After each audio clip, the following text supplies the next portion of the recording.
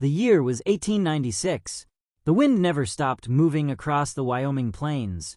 It swept through the dry golden grass, rattled the wooden signs above the saloons, and carried with it the kind of loneliness that settles deep into a person's bones, the kind no whiskey and no prayer can fix. In the small, forgotten town of Clearwater Creek, life moved slowly. Dust floated in the afternoon light. Horses stood tied to fences, their tails flicking lazily. Children ran barefoot between the stores. And on the steps of the old post office, a woman sat alone, her eyes fixed on nothing, her hands folded in her lap like broken wings. Her name was Elena Voss. She was 31 years old, and she had stopped believing in love a long, long time ago. She watched the horizon the way a person watches a fire that has already gone out, not with hope, but with the memory of warmth. And in that quiet moment, she whispered something to herself, something she had whispered 100 times before, in the dark, when the children were asleep and the house felt too empty and too loud at the same time. "I am too broken to love," she said, "and anyone who tries will only cut themselves on my edges." She did not know that on the road at the far end of town, a man on a black horse was riding straight toward her life, and that he had spent his entire life collecting broken things. Before we go any further in this story, where are you watching from right now? Drop your city in the comments below, and if you have not subscribed yet, hit that subscribe button and the bell icon so you never miss a story like this one. Elena had not always been this way. There was a time, not so long ago, when she laughed easily and trusted without question, when she believed that if you loved someone completely, completely was enough. She had married Thomas Voss.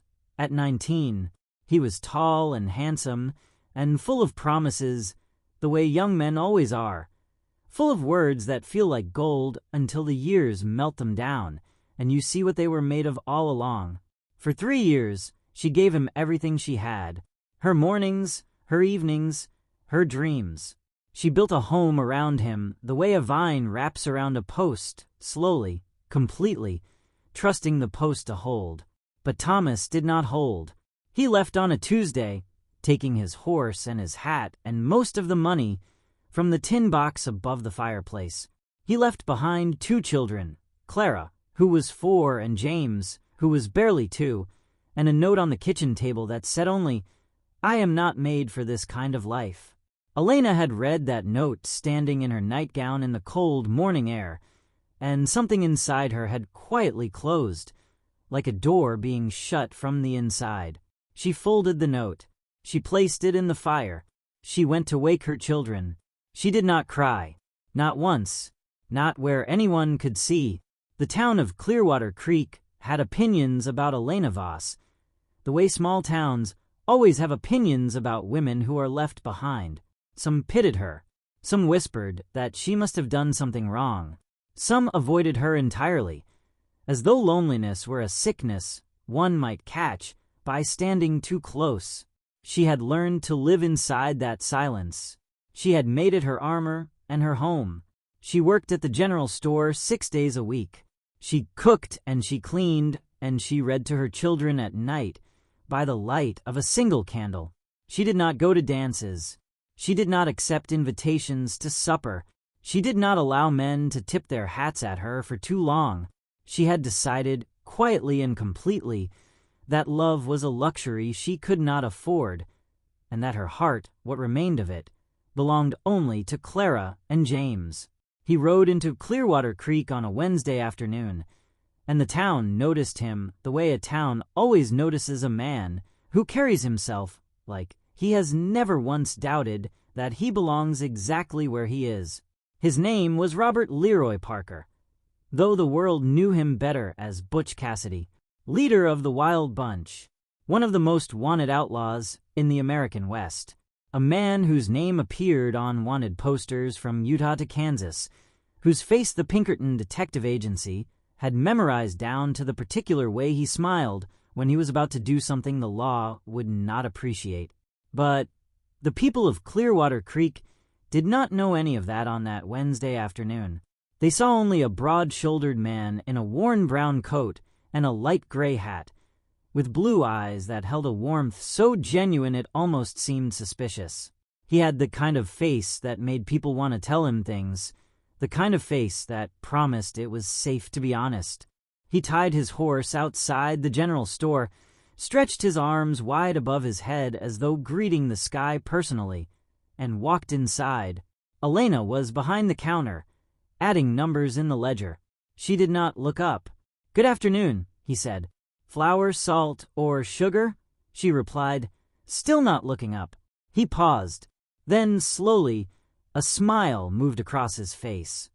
Not a polite smile, but a real one, the kind that begins somewhere behind the eyes. "I was thinking more along the lines of a conversation," he said, "but I suppose flour would do to start." She looked up then. She looked at him the way a woman looks at a man she has already decided she will not trust. Directly, without flinching, with a gaze that measured and found the answer before the question was fully asked. "We sell goods here," she said, "not conversations."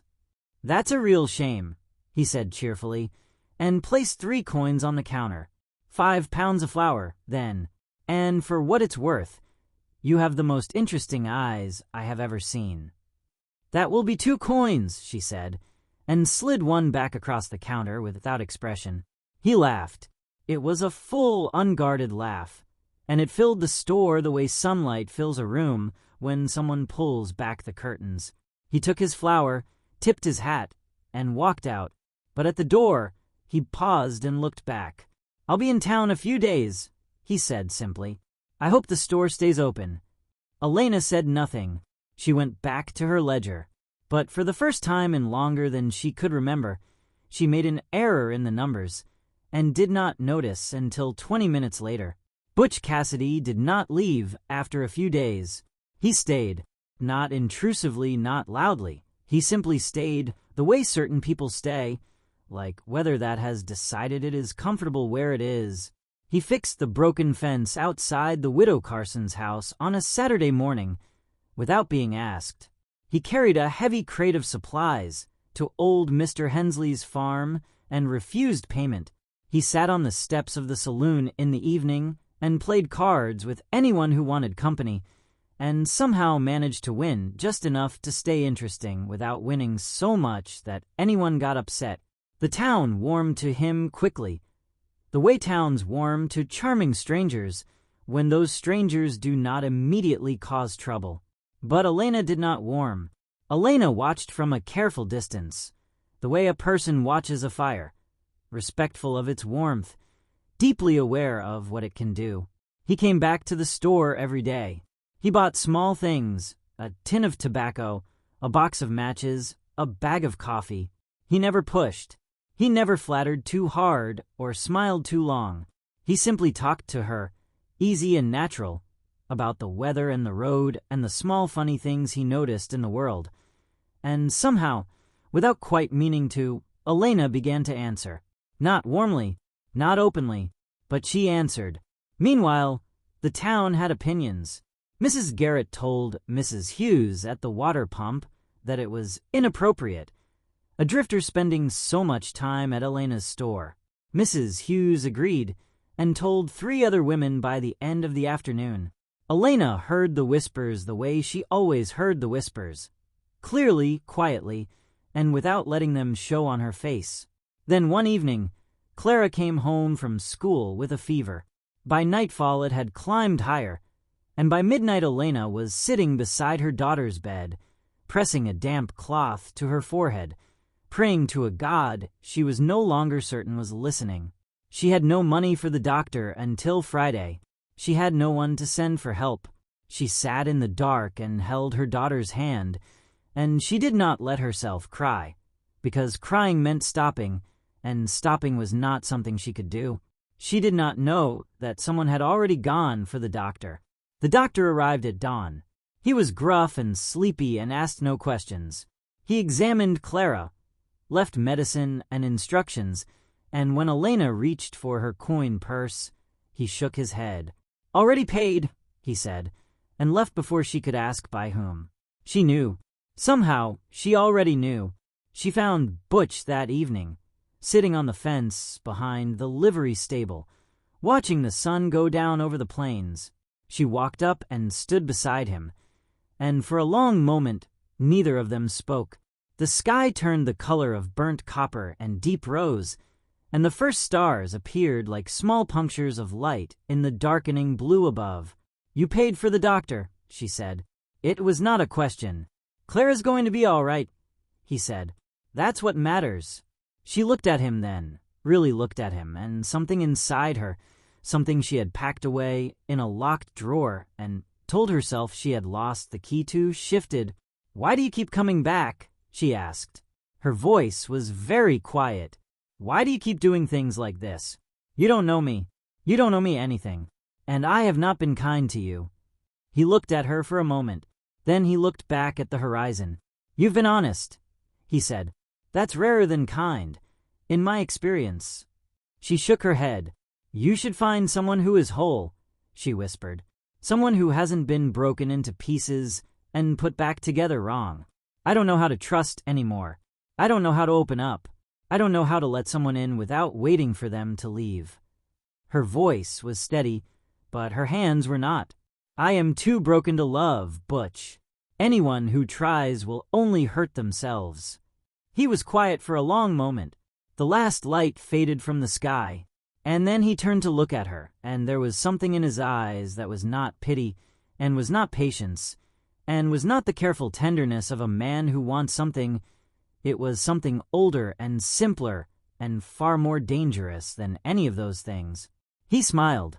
"Good," he said. "I specialize in broken things." Elena stared at him.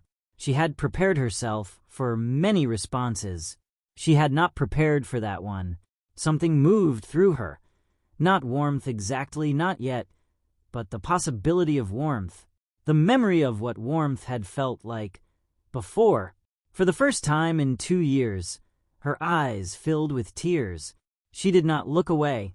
After that evening, something between them changed. Not dramatically, not all at once, but the way seasons change. So gradually you cannot point to the exact moment, but one morning you look up and everything is different. Butch did not press. He never pressed. He simply continued to show up, the same easy warmth, the same steady presence, and slowly, like a hand cautiously extending toward a fire it has been burned by before, Elena began to reach back. She laughed at something he said one morning, a real laugh, short and surprised, as though it escaped before she could stop it. He did not make a thing of it. He just smiled and kept talking, and she found herself grateful for that, for the way he treated her small steps as ordinary, as though they were not remarkable at all, as though trusting him were the most natural thing in the world, and always had been. He told her about his life. One evening on her porch, while the children slept inside, he did not brag and he did not confess. He simply talked, honestly and plainly, about the roads he had ridden and the choices he had made and the things he had done that he was not proud of. He told her that he had never stayed anywhere long enough to know what it felt like to belong. "I think maybe," he said quietly, looking at the stars, "I have been looking for something to stay for." Elena did not reply, but she did not go inside either. And on the night of the harvest festival, when the whole town gathered in the square and the fiddles played and children danced in circles under the lanterns, Butch held out his hand to Elena. She looked at it for a long moment, that extended hand, that quiet invitation, and then she took it. They danced, slowly, carefully, like two people who were both a little afraid of what they were doing and doing it anyway. And Clara, watching from the side with James asleep against her shoulder, smiled a smile she had not worn in a very long time. It was Mrs. Garrett who found the wanted poster. She had written to her cousin in Cheyenne about the charming stranger in Clearwater Creek. The description she gave was detailed enough, and her cousin had written back with a newspaper clipping and 3 words underlined in ink. "That is him." By the following morning, the whole town knew. By afternoon, 2 Pinkerton agents had been sent for. By evening, Elena stood in her kitchen holding a wanted poster with Butch Cassidy's face on it, and the world felt very, very cold. She had known, somewhere beneath everything, that something did not add up. A man that comfortable in his own skin, that easy with money, that practiced at moving on. She had known, and she had chosen, very deliberately, not to ask. Now she did not have to ask. When he came to the store the next morning, she was waiting. She placed the poster on the counter, between them, and said nothing. He looked at it. He looked at her, and something in his face, not guilt, but something older, something heavier, came to the surface. "Elena," he began. "Don't," she said. Her voice was perfectly calm. "Don't explain it. I already know what you are." "Then you know I've never lied to you," he said quietly. "Not once." "No," she said. "You just didn't tell me the truth." She turned away from him then, and she told herself that this was what she had always known would happen, that this was exactly why she had kept her heart locked and her distance measured, that she had been right all along. And even as she told herself all of these things, she felt the familiar cold weight of her own armor settling back into place, heavier than before, because this time she knew what it was covering. The Pinkerton men arrived on Thursday. They rode in fast, and the whole town heard the horses on the main street and came to their windows. Butch had 2 choices, and he made them very quickly. He could ride. His horse was fast, and he knew this land better than they did, and he had ridden out of worse. Or he could stay long enough to make sure Elena and the children got out first. He chose to stay. He drew the agents toward the north end of town, loud and deliberate, giving Elena time to take Clara and James and slip out the back way through the Hendersons' property, the way he had showed her one afternoon, casually, as though it were just a walk and not a plan. She went. She held her children's hands, and she ran without looking back. But at the edge of the tree line, she stopped. She turned. Across the distance of the town, through the dust and the noise and the chaos, she found his eyes. He was sitting very still on his horse, watching her. He raised one hand. Not a wave, something quieter than that. A goodbye that knew what it was. Elena pressed her hand flat against her chest, directly over her heart. She understood, in that moment, what he had been doing since the day he rode into Clearwater Creek. He had not been trying to be loved. He had been trying to make sure she remembered how. History tells us that Butch Cassidy eventually fled to South America, to Bolivia, to a last chapter the world still debates. But history does not record what happened in Clearwater Creek on a Thursday afternoon. What was exchanged in a single look across a dusty street between a wanted man and a woman who had decided she was too broken to love. That is the kind of history that lives in the body, not in books. Years later, Elena Voss would write in her journal, a small brown journal she kept in the drawer beside her bed, about a man with blue eyes and a gray hat who had taught her the most important thing she had ever learned. She wrote it simply, the way true things are best said, simply. He did not fix me. He did not try to. He simply stood beside me and refused to agree that I was unfixable. And somehow that was enough. That was everything. The greatest love stories are rarely the ones that last forever.